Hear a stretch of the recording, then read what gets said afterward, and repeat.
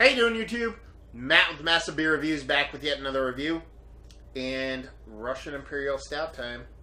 Yes, sir.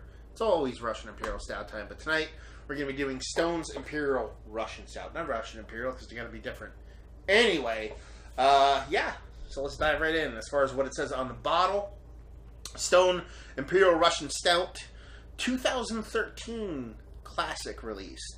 So this being early 2015, and you're just a skosh probably under 2 years, which is delicious for a 10.6% alcohol Russian Imperial Stout, or Imperial Russian Stout, I'm sorry. Ooh, wait a minute. I didn't see this. Bottled on just a bit over a month from now. So there you go. Almost 2 years on this sucker. Should be just about perfect. Recycling stuff. Ale brewed and bottled by Stone Brewing Company, Escondido, San Diego County, California. And story time. Stone Russian Imperial. Anyway, I'm going to call it Russian Imperial even if it says Imperial Russian. Stone Russian Imperial Stout is so thick, rich, and well sinful, you might feel certain that you will be doomed to the fiery pits just for thinking about taking a sip. It almost seems evil. Rest assured, however, that our ever-faithful gargoyle has done his job well by successfully warding off all evil spirits. In fact, we guarantee that no sin was committed in the production of the seemingly, I can't say that word, pernicious brew. We will admit that we used copious doses of decadence in creating this viscous beauty you have before you, but no actual sin. You'll have to add that one on your own. Brewed in authentic historical style of an Imperial Russian Stout, this beer is massive, intensely aromatic, notes of anise, black currants, coffee, roastiness, and alcohol, and heavy on a palate. This brew goes where few can and few dare even try. The style originated from Tsarist Russians' demands for ever thicker English stouts. Expect our version of this mysterious brew to pour like Siberian crude and taste even heavier. So, I mean, they're touting this thing as a super thick, dark, dense, uber Russian Imperial Stout. And it is 2 years old, which means it should be absolutely frickin' motor oil. And it better be, because that's what they tell me it's going to be. Kind of like a little ghetto stone cap up top here, too. It's golden, but it's got a little Twitter thing going on there.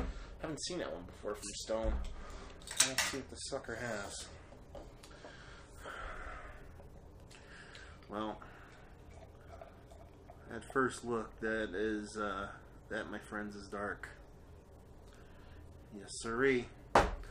Dark as dark could be, and beautiful head for a Russian Imperial Stout on it. Dark, you know, I've seen darker, but that nice, perfect coffee colored head. It's almost like the color of the head itself is slightly lighter than the actual edging of the bubbles. It's kind of shows me that it has something going on in there. Infinitely creamy, and I will look and I will see nothing when I hold it up to light. That is dark. So he says it's super dense. It looks super dense. Let's see what she has in the nose. Oh, mama. Oh.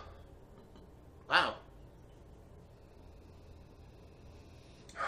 I can smell that thing all day.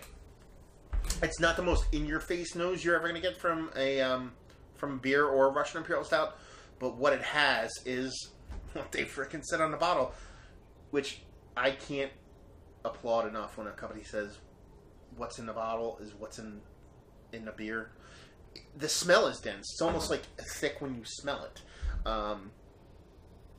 Just like, almost like a coffee, it's like a chocolate fudge coffee ice cream sundae. That's kind of what I'm getting from this thing. With burnt caramel on top. And zero hop presence, which is huge for me with my Russian Imperials. There can be just the slightest bite of hop to it for me in the mouth, but on the nose, don't want it there. Yeah, it's what it smells like. It smells like a coffee ice cream sundae that's topped with super fudge chocolate syrup and burnt caramel sauce.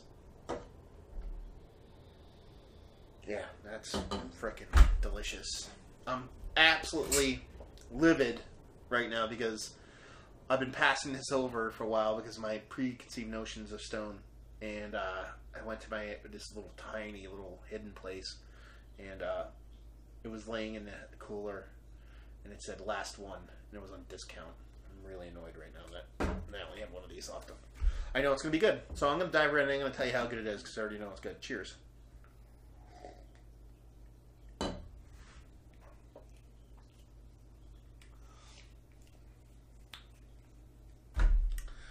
It's a good beer. Not as good as I thought it'd be, but it's still a really good beer.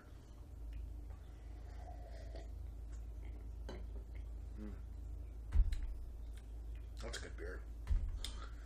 I thought I was going to blow my doors off, but it gets pretty damn close. Not sure if the age has anything to do with that. Again, keep in mind it's a 2013 bottle, but first off, it does have a beautiful mouthfeel to it.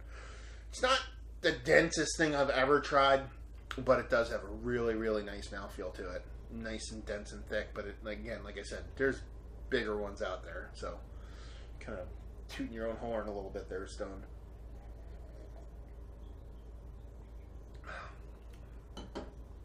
In everything that I said that was in the mouth, or in the nose, was in the mouth, slightly muted. Not a big mute, but, you know, not as in your face. I mean, it again, a bit more roasted malts. I didn't get a ton of roasted malts in the nose because it was so sweet in the nose.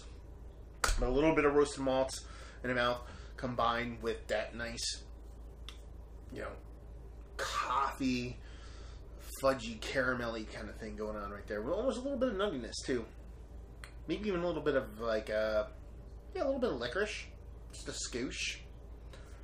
Just a dash. Yeah, it's a really nice beer. I actually think age has done this well, but it might be better about 1 year old as opposed to 2. Right here on the side, I missed it. It said bottle conditioned with a K in the beginning. Come on now, bottle conditioned with a K. Anyway, we recommend getting a case and opening a bottle every 3 to 6 months to best enjoy its journey. So, I mean, they're talking, you know, every 3 to 6 months they want you to age this beer. We're talking about 12, cut it in half, so they want you to age it about 3 years max. That's kind of what they're saying right there. We're looking at 2 years. I think this would max out about 1.5 years, but that's just me. And I'm an aged beer whore, so.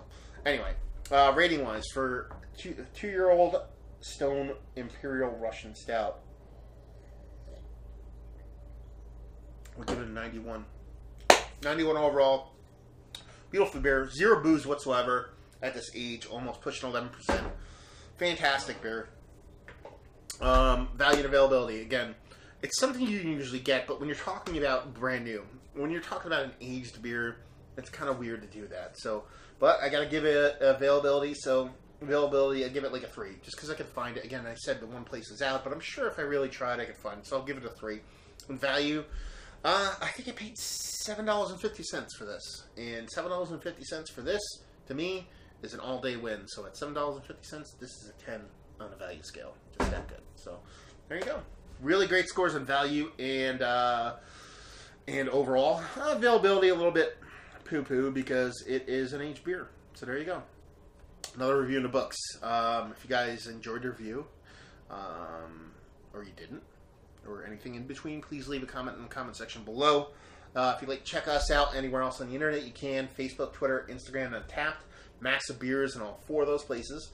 And yeah, another review down. So hopefully you guys enjoyed the review. Hopefully you're enjoying a beautiful Russian Imperial Stout right now. And hope to see you next time. Cheers.